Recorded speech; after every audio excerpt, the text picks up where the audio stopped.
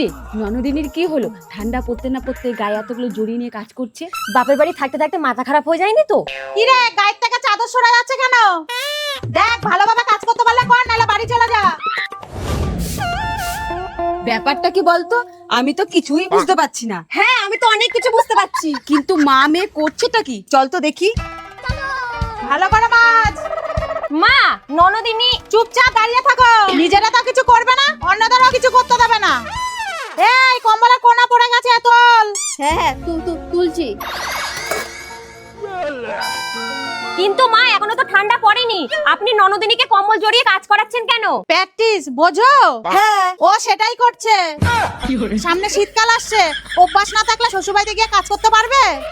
মা, কালকে শিখবো কিভাবে জলে হাত না দিয়ে বাসন ধুতে হয়। ঠিক আছে। আরে এরা দুজন গেল কোথায়?